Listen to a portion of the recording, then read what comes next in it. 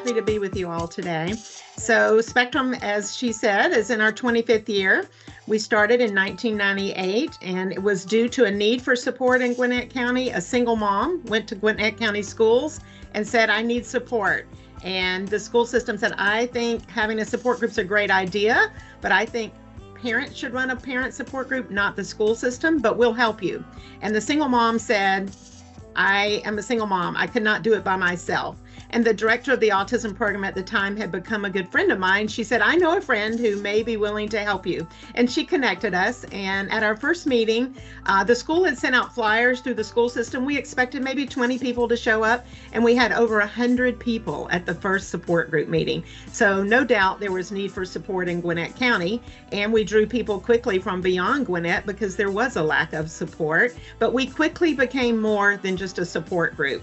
People needed respite. They needed after-school care, summer programming, social skills groups, just judgment-free family events. So we set out to create what we could to fill in those gaps, and that's a little bit of our history.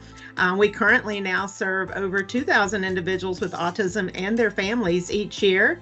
And with COVID, we learned how virtual could reach even more people. So we actually have a worldwide reach now. I am the parent of three adult children. My son Blake with autism is how I got into this whole field and arena. Died of a sudden heart attack in 2011, but because of Blake, this has become my passion and my purpose, and I love helping families navigate systems, find resources, providing education and support for families. So my passion really is helping families live better and more inclusive lives in their communities, regardless of their ability, where all can live, work, play, and worship together. And Spectrum does serve all age and ability.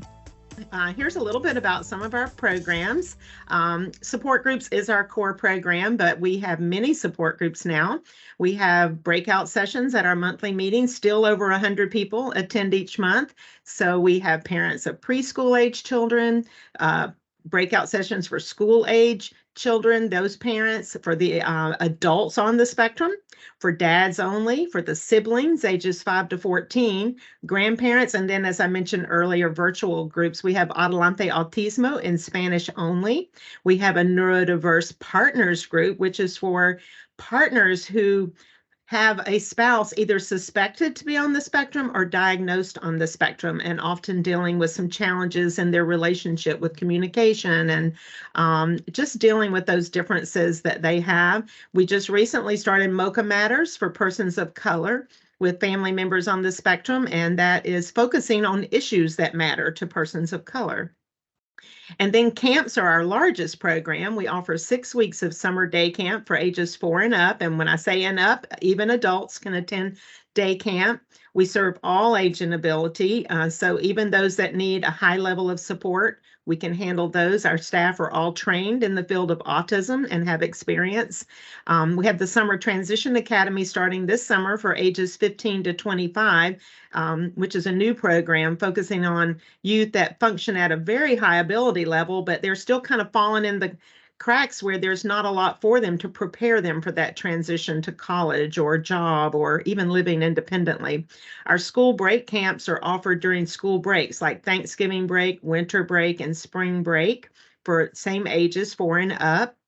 And then we have our overnight camps for teens and young adults. We start at age 9 and go up to whatever age. And we use Camp Twin Lakes overnight facility in Winder. We offer a week-long overnight camp, 2 weekend overnight camps, and then we also do a family camp Labor Day weekend for the entire family to come out to. We do have brochures on our website if you need to share them with your families. They're in English, Spanish, and Korean. And then respite is probably one of our faster growing programs where parents really do need a break, but we want respite to be meaningful for our kids. So it's not just babysitting. Our respite is a very involved day, just like camp. So it's scheduled activities that they would experience in camp. So it's like a 1-day day camp. So respite is 5.5 hours. So a parent has time to go to a movie, out to lunch, go home and take a nap if they need to. But we offer those currently 2 Saturdays a month. and very popular program. We fill these programs up with a wait list typically. And then our social skills groups, we feel like social skills is that lifelong learning issue for individuals with autism. So we offer all of our curriculums have a core of social skills, but we do offer a drama club. They put on a production once a year. We partner with the Aurora Theater in Lawrenceville, so they actually get to perform on a real stage, and children are ages 9 and up. So we have a lot of adults in the drama club, and they love it. It's a great way to make friends and build confidence and social skills, but also the parents have their own little drama club parent group, and they go out to dinner while the kids are having their rehearsals, and that's been a nice extra benefit there. The Saturday Social Club is the Saturday respite program pretty much now. Technology Club, where they work on technology and building websites, software development, developing games, video games. We have adapted the curriculum so it can really work for people of a very varied and ability level in technology club. That's typically middle school and teenagers, but some young adults in technology club. We did put it on hold during COVID, but we'll be starting it back in the fall. We have a very active adult social support group. Our adults meet multiple times a month. We meet during the monthly support group meetings while the parents are meeting. They have a social outing once a month where they go out and do bowling, or maybe they'll go to a movie. They might go do putt-putt, a basketball game, a comedy show. They choose what they want to do each month. And then we have groups for women only. So we have a group called Art Reach, which is women on the spectrum doing art at the Hudgens Center for Art and Learning. We also have two groups that are women only that meet virtually, and they are facilitated by Dr. Brasher and a social worker from Emory School of Nursing, and they talk about topics like social justice and employment challenges and depression and anxiety and things like that. So that's kind of a niche just for women only that we have going. Now, when we open our new building, we will be opening a new building this summer, our first ever facility of our own. We will be adding something called Saturday Social Clubs for adults, where it will be a membership. They can join for $50 a month. They can come every Saturday night, or they can just come the ones they want to. And we'll have games, video games, board games, movie nights, pizza we'll bring in, and it will be like a social club. And just to help cover our costs, we're going to be adding a fee for that. We have been offering all these programs free of charge all this time. And now with our own building, we're realizing to be able to expand and cover the costs that we're going to have, we'll need to start charging some fees. So we've really encouraged our young adults to apply for family support funding. You can use family support funding for these activities. Many of them have never applied because they do function at a little higher ability level. Our Table Talk event is pretty exciting. It's filling up every month right now. It's like speed dating. But instead of speed dating, it's like making a friend, not so much making a date. Now, you might find someone to take out on a date, but it's just guys and girls mixed up. They circulate from table to table, 5 minutes each, and ask questions. We have questions provided to help them out. And at the end, they're trading phone numbers. They're planning activities like hikes or going to dinner. And it's been very exciting to see them learn that they can take control of making those friends themselves and take it beyond spectrum activities. So that's something kind of cool. There is a $25 fee for that program, and that includes a free meal during that event. We do a lot of family events. We have an egg hunt each year, fishing, family fun day, a summer pool party, a holiday party for the entire family, and Mom's Day Out's coming up soon just for moms only. All of these events are open to all age and ability, and all of these family events are actually free. And we usually have, I'd say, 250 individuals on the spectrum and their siblings out for these events. And that does not include the parents and the rest of the family that attend. So big events and a great way to connect and network with other families and realize you're not alone on this journey. We do community education and training for the community free of charge to any local business, church, theater, anyone who wants to learn how to better include individuals with autism. So we've recently expanded that in the last few years to include businesses that want to hire people on the spectrum. So we recognize them. We provide free webinars. They're on our website now, so any of you can access those, share them with employers, tips and strategies for success and employment. And we really want to continue to encourage them to employ people on the spectrum or with any disability. And then, of course, one-on-one phone support and resources. I take phone calls every day from people newly diagnosed or just moving to the area, or people that are at a certain point in life where they need new resources and trying to find out what we have in our in our community. Okay. And as you said, April is Autism Awareness and Acceptance Month, and we just want to celebrate the differences that make us all unique. These are just a few photos of some of our individuals in our programs. And now, what is autism spectrum disorder? I mean, who doesn't know what it is now? A lot of people know the word autism now. Most people know somebody now on the spectrum, a neighbor, a friend, a relative, someone in your work or church community.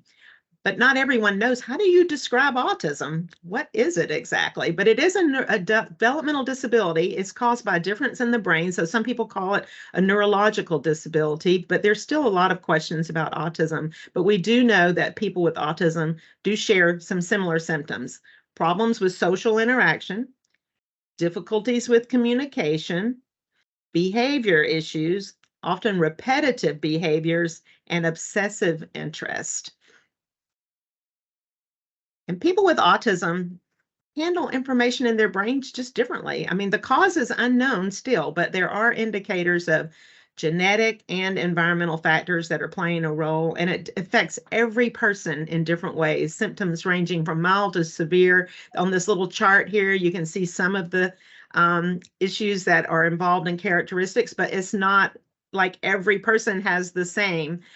Some people may prefer to be alone and not have as much social interaction. Others may be almost obsessive with social interaction. So it's really hard to say one description of autism. And you just need to get to know each individual, really. And when I talk to employers, I always say you need to get to know the individual, because they all are so unique and different. And one person loves to hug, other ones don't want you to touch them. And I have several of my adults who come in ready to give you the big bear hug, and I try to teach them, you always need to ask people first, because not everybody wants to be hugged. It doesn't matter if you have autism or not. People don't all like to be hugged, right? So sometimes it's knowing what's appropriate and in what setting as well. So we really work with our individuals on that. That's what we're seeing more and more with adults that are being diagnosed later in life, is that they may have been diagnosed with ADHD. Maybe they had an anxiety disorder or obsessive compulsive issues around something, and it was just those things that were noticed, but no one really figured out that they had a little more going on and that they were on the autism spectrum. So I commonly get calls from people with 17-year-olds, 25-year-olds, 30-year-olds that are just now figuring out. And often it's due to depression and anxiety, and that's what they go to seek treatment for, maybe see a therapist, and the therapist may then recognize there's a little more here, more than just those. And that does make it a little more challenging. I think doctors and professionals are a lot more educated now and know a little bit more what to look for. And often a parent would say, oh, we just thought he was shy, or, we thought they had a little bit of social anxiety, when it was a little more than just that. We do know that boys are 4 times more likely to be diagnosed than girls, but this statistic, 80% of autistic women are diagnosed after the age of 18, tells me that that number of 4 times more boys may not be as accurate as we think it is, because we are seeing more and more females being diagnosed and coming into our programs. And often women are better at masking. Masking is a term you hear a lot, where they've kind of learned to fit in. They've learned to maybe emulate things and copy, but they are struggling with that because it is exhausting for them emotionally to try to mask all the time and not be able to be who they are. So you'll hear a lot of adults that are diagnosed, men and women, saying it's so nice to not have to mask anymore, to just be who I am and be able to explain. And for them to understand why they're different, sometimes that helps with all that anxiety and depression because there's a reason for it. And now people are so much more accepting, which is wonderful. I think awareness and acceptance kind of go together, but now we've moved a little past awareness. But 1 in 36 is the latest statistic that just came out. It says that they identified 8-year-olds as what the CDC study is focused on. But if you look at the statistics, they're starting to develop around adults on the spectrum, the numbers are the same. I think some of these numbers are kind of interesting just as you get to know people with autism to understand them a little bit more.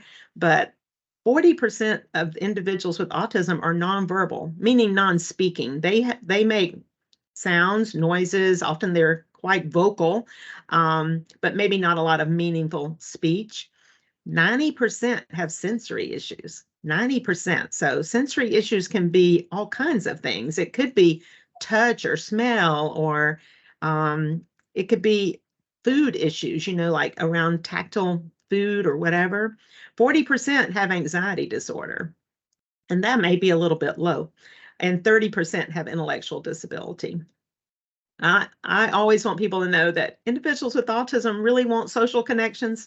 They just may not know how to engage with others. And with that social anxiety, often that will hold them back because they don't know what to say, when to say it. Maybe they avoid social situations because of that anxiety, but they really want the social connections. They're just trying to figure out how to make those happen. I have adults that call me that are diagnosed later in life, and the very first thing they want to know about is, how do I make a friend? Often they've never had a friend their entire life. I had a 49-year-old woman call me, just diagnosed with autism, and she said, I just want to know how to make a friend. I've been depressed, had anxiety. She'd worked a full-time job her whole life, had many college degrees, but never had a friend. And I think everybody just wants a friend at least. And who cares if your friend has autism, as long as you have a friend. You may have more in common with the person on the spectrum if you're on the spectrum. And so we create a lot of social opportunities for them to connect and try to make them comfortable for them. Anyway, understanding and acceptance are surely needed to help individuals with autism live full and meaningful lives, which they are totally capable of. I wanted to just bring up a little bit about terminology because we're hearing more and more. And if you've been around a while, terms change. Used to, we use words like special needs or developmental disability or other words in the past. But do you say person with autism or autistic person? Is it what they call person first language or identity first language? This has become a bigger and bigger issue, especially as our individuals with autism have taken charge and are using their self-advocacy skills, which is great. But many of them would rather be identified as autistic because they feel like that is a part of who they are, and they're more comfortable talking about their autism. And when you say a person with autism, they think it sounds like they're a person with a disease or a disorder.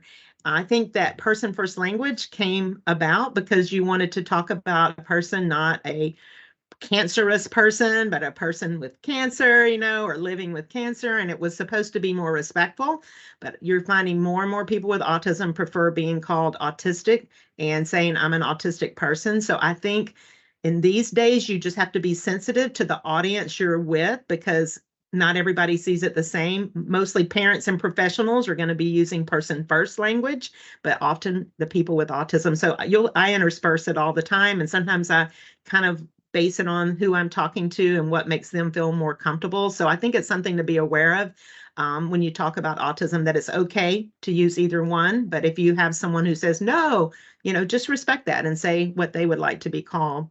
Neurodiversity is the new word, though. You're hearing neurodiverse, neurodivergent. And a lot of people are saying to me, what does that mean? I mean, we have a neurodiverse partners group and people, what is that? But a lot of people now are using that for autism. And often it is those self-advocates and people that are functioning at a pretty high ability level, and they'll say they're neurodivergent or neurodiverse. But It is people whose brain differences affect how their brains work, how they process information, and they have different strengths and challenges from people that don't have those brain differences. But it didn't conclude, I mean, way more it will include than autism. So people with ADHD are considered now neurodivergent. People that have other disorders, learning disabilities, ADHD, and autism. So just be aware that that's a term you may hear more and more of.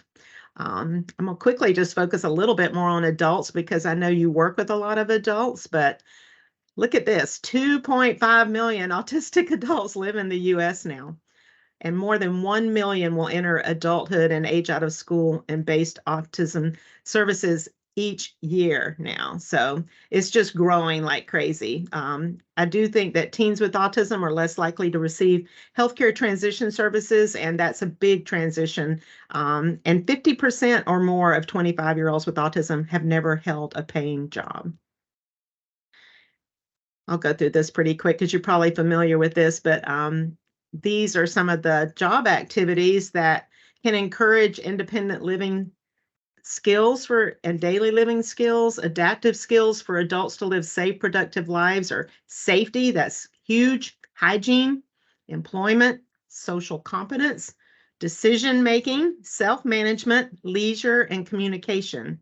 And there's so many things we can do to encourage and increase these skills for these young adults. I think focusing on job skills, social skills, and self-advocacy skills are the most important, and the deficits they have in executive functioning impacts so much of their ability to interpret social cues and to develop some of these skills, and that impacts their success with relationships, with peers, and with job success. So performance is affected in areas like planning and prioritizing, starting and completing a task, controlling impulses, emotional regulation, transitioning from one activity to the next, working memory, that's your current memory, organization, and this definitely impacts their relationships with peers and their job success. And what employers really need to know that people with autism are typically dependable, they're loyal, they're honest, they're hardworking, they have great attention to detail. Visual skills are amazing. Their long-term memory, they can learn a lot of things with their long-term memory and apply that in a job, and having novel approaches. And I think sensory issues are the biggest thing that need to be addressed, and very clear communication, direct communication with employees. And I say, when you talk to individuals about their interviews, often they have to decide whether they're going to disclose or not, right? That they have autism. But often when you disclose, you just need to say, what are my strengths? Why is that a plus for me to have autism? So I think that practicing ahead of time with interviews, helping them decide whether or not they're going to disclose, and how to walk in with that confidence and a smile and giving that eye contact to be able to say, and I have autism, but that means I do this really well, and why they're going to be a good employee. And I think with employment like it is right now, people are looking for good, dependable employees. So it's an ideal time for people with autism and disability to get those jobs. And I think for employers on their side, if they can learn if they know the employee has autism that they're hiring or looking to hire, if they can make some accommodations on the front end, like give them the questions ahead of time so that they can be prepared for those questions, and don't ask those questions like, oh, tell me about yourself.